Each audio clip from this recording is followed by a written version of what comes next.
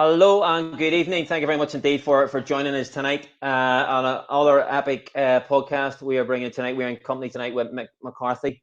Mick's kindly joined us tonight for the next 45 minutes, engaging in his career to date. Very engaging individual, and looking forward to him coming on very shortly.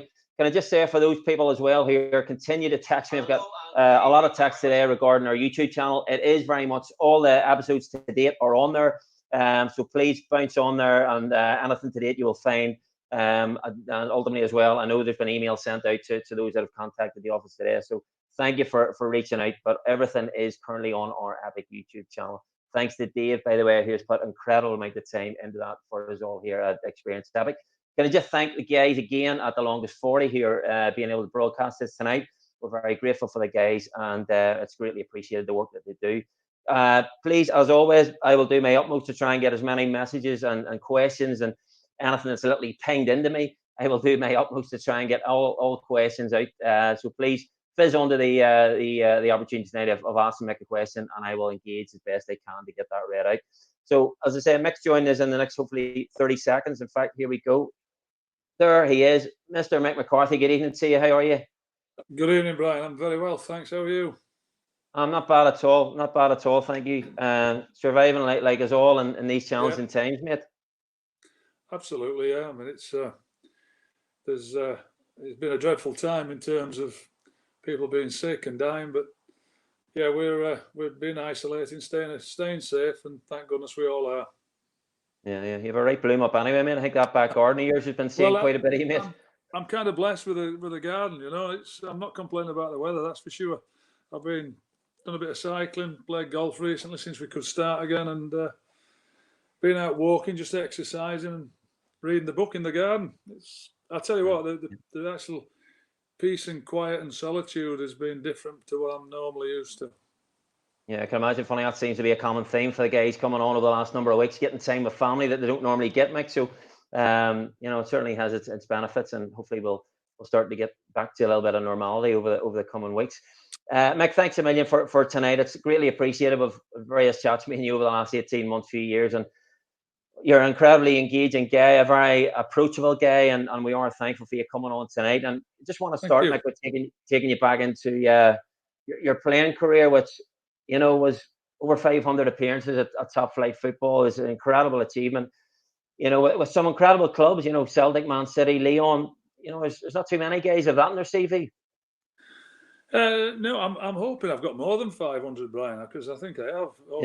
And it was just a joy to be involved in all the clubs. I went every club I was at. I had the 272 at Barnsley. I went to City. I went to Celtic. I loved my times. All the clubs. Leon. I didn't want to come home, but there was a World Cup going on and I wasn't playing, so I came back and 1990 played in that. But every club I went to, I enjoyed my time. I enjoyed all the players, the managers, where I was. I have to say, and the most successful time I was at Celtic because we won the double and won the cup in my last game. But each and every club, for its own reasons, was a pure joy. Yeah, and ultimately, Mick, obviously, you touched there, which we'll come to in a second, but obviously, playing in a World Cup, you know what I mean, and obviously getting to the quarter final of that, it must be up there with, if not the best achievement in your playing career. Would you say that's correct? It's my finest and proudest moment, yeah, and one of my worst as well, actually, because walking down the tunnel at the quarter final in Rome against Italy, you have to nip yourself a little bit. That Mick McCarthy brought up in Worsborough with an Irish dad. He's now the captain of the team and going out the quarter final of the World Cup.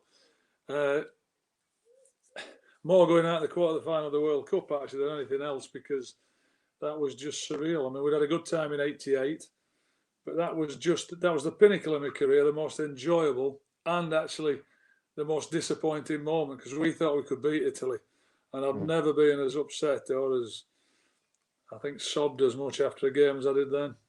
And ultimately, Mickey, you look back on that, Ireland squad. You know what I mean? Some of the players in that squad were phenomenal. That went on to have incredible careers. So when you look back, really no surprise that you achieved what you did. Because it was a talented group. We had a good squad. We had a squad that had been together for quite a long time, and of course was built as well and nurtured along by Big Jack and different players had come along and fit into that. But there was such a good team spirit. It took nobody any time at all to fit into it.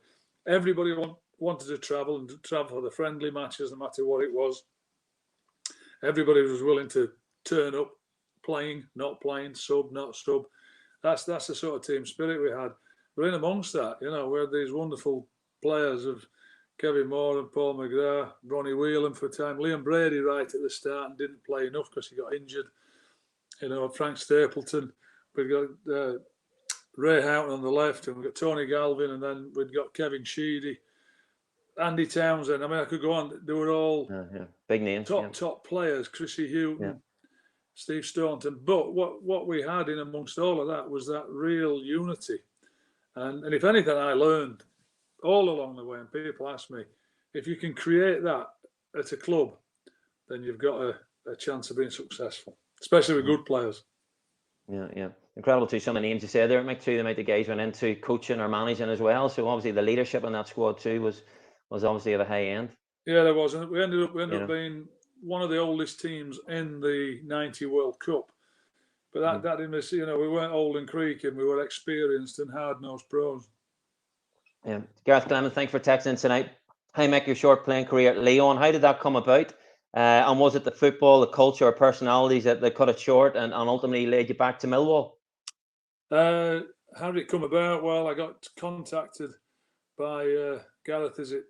Hi, Gareth. I was contacted by an agent and asked me if I would be interested.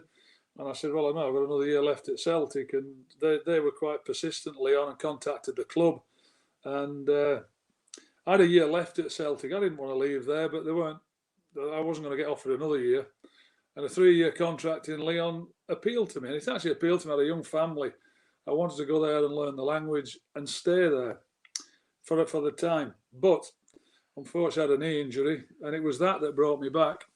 That and the fact that the World Cup was coming up in 1990, and I might be a lot of things. I'm not stupid. Remy Gard and Bruno Ngotti had got in the team, and they were magnificent. I wasn't getting back in that team. So I went back to Millwall on loan, only on loan. But then Lyon had no desire to have me to come back because of the players they had. And I loved my time there. I enjoyed it. I've been to the World Cup and I stayed. And I had a great time at Millwall. It was the antithesis of Lyon, but I loved my time there. Yeah. Mick, obviously you touched on the success that you had at Celtic and an incredible club. And John's texting tonight. Mick, who was the best Celtic player you played with during your time at obviously Celtic Park? There's always a best players, most, consistent or effective. But out of all of them, the most talented for me was Paul McStay. I thought he was amazing. Tommy Burns comes close. I thought Frank McAvenny was one of the best centre forwards I'd ever played with. Roy Aitken, because of his leadership and just his downright determination and how he played, he was a great captain. But I would say out of all of them, Paul McStay. He impressed me every time I played with him. He could, when a ball had come out of the sky, most people would go and head it. He used to bring it down on his chest and have it under control and weave his magic. And you could give him it anywhere. And he'd always protect it and always do something with it. So I'd say Paul was the best player. Yeah. During your time in Scotland, obviously, Mick, you know what I mean? Sometimes the Scottish football doesn't get probably the credit it deserves. There's some incredible talent playing in the league, continue to be in Scotland. Players are now being produced again coming out of Scotland. It's an incredible quality too, you know what I mean, for players looking to make the step in the English football. But obviously when you were there, the quality and what was in the league was high end. Yeah, it had kind of gone the other way, hadn't it? And Graham Souness went to Rangers and signed all the players that he did. And suddenly there was a players coming the opposite direction. They were coming north rather than going south from Celtic and Rangers and the clubs. I thought it was a good league. Somebody asked me that question recently. I mean, when I came from Manchester City, it was the first division, not the Premier League. And I think the Premier League has improved now. Well, no, I know it has. It's it's as the playing as the nose on my face. It's improved with all the foreign players coming in, the investment. And I think that's what happened in Scotland at the time. There was investment in the clubs. They were bringing better players up, or players from different leagues I loved the time. I thought it was a tough league at the time. I mean, Hearts weren't far behind, Hibs weren't far behind, Aberdeen, Rangers. It was a tough old league to play in. Mm-hmm. Mick, obviously, breaking in a little bit to your management. Look at the clubs that you've been at, and you've made an impact at all of them that you've been at. You know what I mean? And looking back now, obviously, Mick, when you were a manager, was there anything that you were consistent with right throughout? You know what I mean? That you very much focused in on, that ultimately you can look back and you can maybe say, well, you know what I mean? That was why I had the success that I had, or did your management style change as you probably become more experienced? It's funny that you said, was I consistent with anything? I was consistent with everything. I'd like to believe that what I believed in from the very start, I was consistent with, and that was to be honest and straightforward, hardworking, be the same with the players. And I don't think you find a player who'll say that they didn't trust me or they thought I wasn't honest with them. Didn't always like what I said. I always continued to learn and to learn other things. So I might have changed something because I thought it was better. Absolutely. But fundamentally, my principles and the way I was has been the same all throughout my career. And the one thing I think is your personality. And I've always found that with managers, that what I could never stand is after a game, if you've lost and you're getting dogs abuse, you'd won the game before and you're all brilliant and fantastic. So the next time you get dogs abuse and you get called all sorts of stuff. This is really my time, and we used to get it.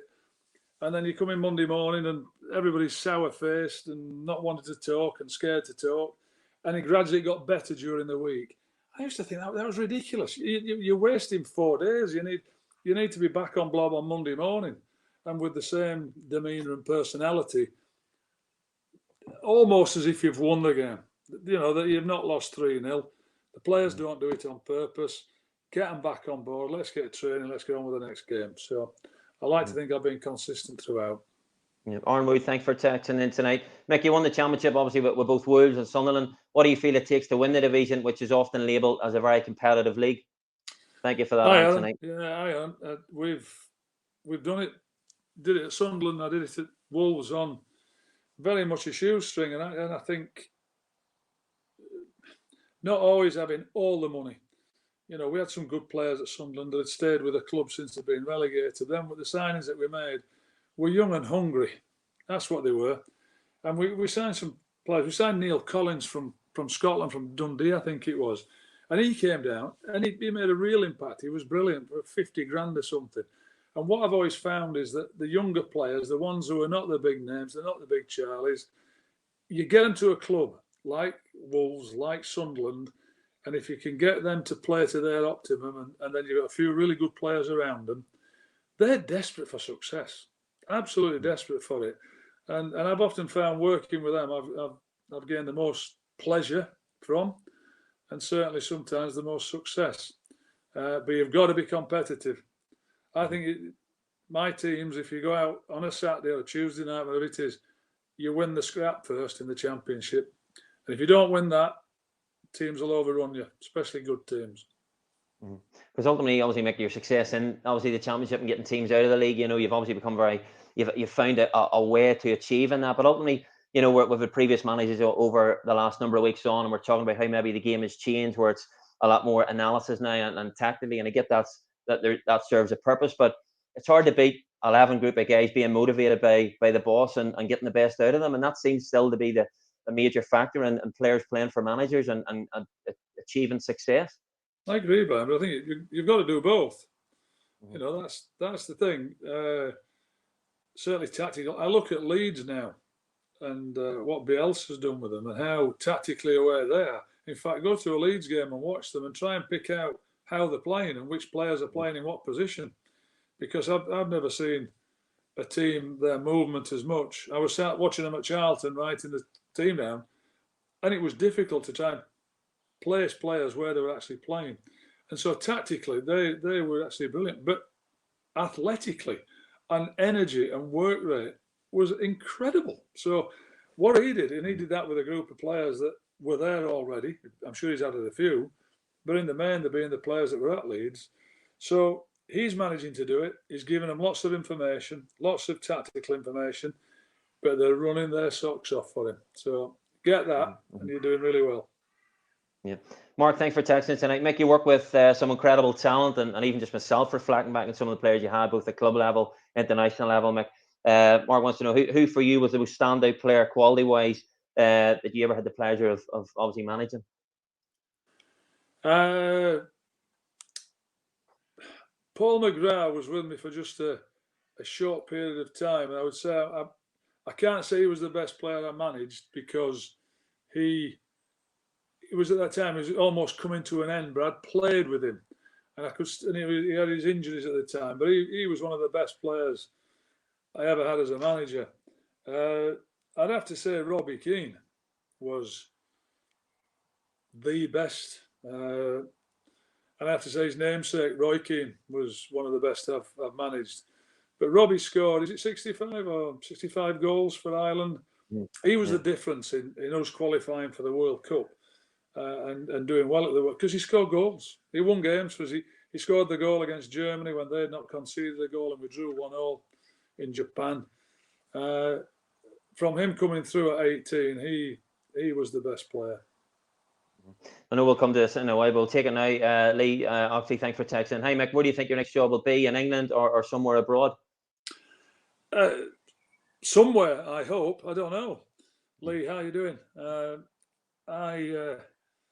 It's funny when you're out of work, it doesn't matter. I'm 61 now. I think I'm still as fit as I can be for a 61-year-old. Still as enthusiastic as ever. Want to go back. When you're out of work, I thought when you bounced on the night, Mick, you were going to maybe pull the boots on. You're looking that fresh, mate. Yeah, the mind's willing, the body isn't. But I've still got the desire to go back. But when you're out of work, and especially now, of course, there's no football, so nobody knows when football's coming back. What you do know is when it comes back, and please God, it's in some semblance of order that all the leagues are still intact and all the clubs are involved. But we do know one thing: with managers, they'll get the sack, and there'll be opportunities there. But there'll be lots of other managers. I don't know where it's going to be. I'm open to it. I'm open to an international job. I'm open to at home or abroad. I'd listen to anybody who wants to talk to me about it. I just want to get back to coaching and managing. Fantastic. John, thanks for texting tonight. Mick, many people mentioned they're surprised at the size of Sunderland as a club when they moved there. Was this the same for you? Hi, John. I wasn't surprised by the size of the club. Was I surprised by the job when I got there? I think we got shut of something like 18 players. It was ridiculous. The staff that were there, players were there. We've been relegated. I was there in the Premier League for the last 9 games. And it's funny because I've spoke to other managers that have got the job since, when it's in the Championship or the First Division. And I liken to it turning an oil tank around with a canoe paddle. So because it's ploughing along, it's got this huge wage bill. You've got to trim that. You've got to get shut of players. You've got to get players in who, by the way, can play for Sunderland. And you'll know that with big clubs, players have been there to talk about it, and some can crumble, really can. In fact, the last thing I used to do with players was take them into the director's box and walk them into to where you come out from the director's box, right in the middle of the pitch, and it was brilliant. If I'd got them interested then, by that time I got them. But you really do need certain types of players that can cope with it as well. It's a big club, and the pressure's on you and expectations. Peter Smith texts in tonight. Would you consider the second stint that? Obviously, stadium light, Mick, or I remember you being mentioned every time the job seems to come up. It's unfair, isn't it? When Phil Parkinson's there, there's somebody in the job. Yeah, of course. If ever that job came up and there was no manager there, then yes, I would consider it. But the funny story there was when I left Ipswich, my mate lives up in Newcastle. Dave Bowman is my chief scout. He's my recruitment man for the last 30 years. And he had leased a car. It was in perfectly good. I said, I'll buy it off you, that, because my club car's going back. I'll buy it off you. So I got on the train from London, and I'm sat in the carriage on my own. One of the guys cleaning up is looking at me. And it was the day after the manager had been sacked. Oh, forgive me, before Simon Grayson. He'd been sacked, and Chris had been sacked. And I'm sat there, and the guy's looking at me. He said, "You're going up to Sunderland for the Mick McCarthy, aren't you?" I said, "Yeah." He said, "You're going up there for the job, aren't you?" I said, "I'm not. I'm going to pick a car up." He said, "I don't believe you." I said, "I'm not bothered with you, believe me. I'm telling you the truth. I'm going to pick a car up." So he went off and he came back. He says, "I don't believe you. I've had 100 quid on it at, I don't know, 4-1 or something." So that it went crazy, because I turned up in Sunderland. I went to the garage to pick the car up. I go and have a bite to eat, a bit of lunch with my mate. I'm having my picture taken. Suddenly, it's gone out of all proportions that I am getting the job. So, and it didn't happen, of course. It was Jack Ross that got the job. Yeah, well, both to be fair, it's a good thing, Mick, that, you know what I mean, you're mentioned in those circles. If you hadn't done a good job, you wouldn't be mentioned. So well, it's nice. It is nice. I get a good reception about the Sunderland, but I really enjoyed my time there. Yeah. Thomas McTravick steps in tonight, Mick, just relating to what you were just saying about Leeds and how Bielsa's got them playing. Thomas, I agree, Mick. I'm fortunate to work at Leeds and get to watch them week in, week out. So thanks for texting tonight, Thomas. Interesting. Obviously, Gary is texting tonight, Mick. If I can just break away, just said, Mick, I've been a fan of you, and everywhere you've been, you do very well. What's your view on the current Ireland setup, having just come out of it? The setup is terrific. Look, all the stuff that was going on behind with finances and everything that happened from was happening beforehand, and the governance stuff, and they've got great guys in charge now that have come in and taken over, and they're sorting all that out. But prior to that, so I'm talking about the football, purely the football.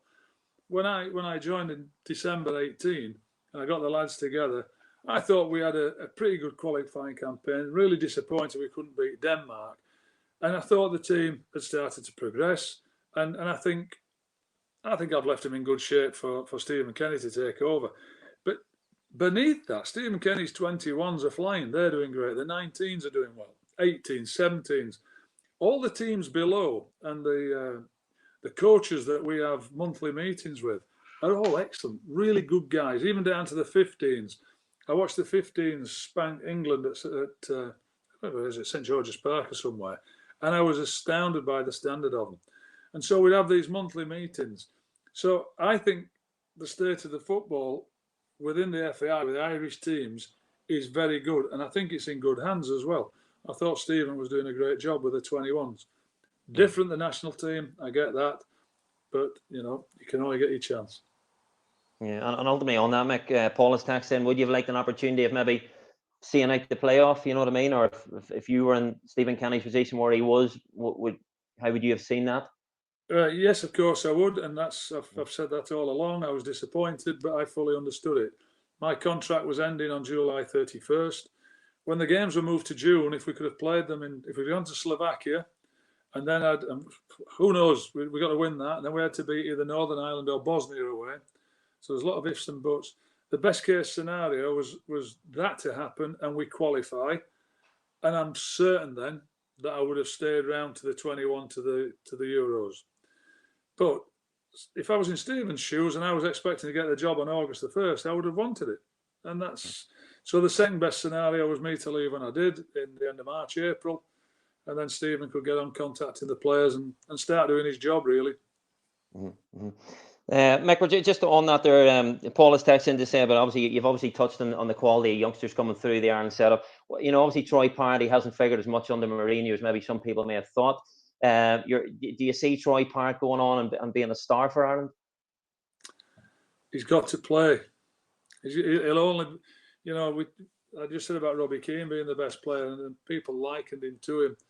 I don't think it might be in terms of his goal scoring that. Certainly difference in personality. And Robbie got in the team at 18 and before that at Wolves and played in the Championship or his second division at the Championship. And he lit the place up. Now, Troy, when he came in, I really loved him. I love working with him. I think he's going to be a good player. But unless he gets to play in somebody's first team, no. And no matter where that is. Dele Alli went to MK Dons and did exceptionally well, came back as the player he is. Harry Kane went out, I think he went to Millwall, he went to Leicester, he went to a number of places. It was at Orient, obviously, because he sponsored the shirts recently. And he made himself a player by going out there, and I think Troy's got to do that. Ultimately as well, Paul has texted in. I would take it back up to Scotland. Hi Mick, during your time at Celtic, do you think Celtic and Rangers could have competed in the old Division 1? Thank you for that, Paul. Hi, Paul. Well, when I was there, yes, I thought we could. And I go back to that. Of course, Rangers had signed all the players. Graham Souness said Celtic was starting to sign players from south of the border.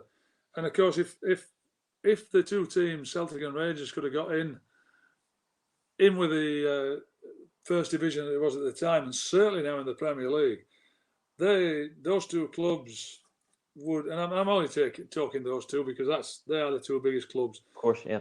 And they're the only two likely ever to get in, but they would generate so much money by being in there, then yes, they could compete without a doubt. Mm-hmm. And obviously, life now for Mick McCarthy. Obviously, just going back to that question. I didn't think the two leagues were so different when I went up there. Certainly the best teams in the league, and I include Celtic, Rangers, Hibs, Hearts, Aberdeen at the time. Dundee United had a good side as well. There were some good teams there then. Mm-hmm. Yeah. It just reiterates the quality that was in the league. Mick, obviously, we have touched on your desire and your hunger, and you know what I mean, that the passion that you have still for the game. You very much have made it clear tonight you want to get back in the game. As a manager, obviously, if that opportunity comes, brilliant. If it doesn't come, Mick, obviously you're obviously still getting the games in terms of that obviously never changed. Does going in as a tackle director somewhere as a club interest you, or just solely getting back in at the helm, or where do you see that over the coming months? As I said before about jobs, I would consider. Look, I want to go back and manage and coach. That's what I want to do. But if that's not forthcoming, could I be a help to somebody else? I'm sure I could, yes. Mm. And that would be a decision for me, though, to decide that I'm not making the decisions. I would have to have a step back then and only be giving information and advice if I'm asked by the manager, by the coach. I have joked with Robbie, of course. I said, look, you need to get on with that coaching career and do really well. And LA Galaxy and me as that technical director in LA for 2 or 3 years sounds good to me. Yeah, we'd do all right, man. We'd do all right. That was my tongue in both cheeks, but you never know, it could happen. So see you in Galaxy then in the next few weeks, then, to be fair. But look, Mick, you've been absolutely fantastic. I'm just conscious we're into 30 minutes. I don't want to take up any more of your time tonight. I just want to thank you. It's always incredible engaging me over the last few years, and your knowledge, and as I say, you've always been incredibly approachable and very good to me. So I just want to thank you for coming on tonight. It's a pleasure, Brian. Can I ask you a question? You can indeed. Who's the shirt behind you? The Northern Ireland shirt. That's Mr. Kyle Lafferty's shirt. He gave me that after the Germany game. Yeah. So it was a big player for him, that's for sure. It was indeed big player. And still playing. It's a pleasure, Brian. I've enjoyed talking to you as I always do. No, look, you're different class. You're different class, Mick. So next club you get in, you'll have to send me a shirt and I'll get it on the wall. No, right, not one of my shirts you don't want. No. Here, Mick, different class. Thanks a million. Appreciate it. See you, man. God bless you, pal. Thanks, mate. Bye, mate. So, folks, here we have it. Thank you very much indeed for tuning in tonight. We are back again on Friday night. We have Lee Clark and current Newcastle United player Sean Longstaff. So we're looking forward to that. Thank you again for everything. Thank you for tuning in. And again, don't be afraid to go onto our YouTube channel and download any videos that you may have missed. Thanks again for everything. Keep safe. See you Friday night. God bless.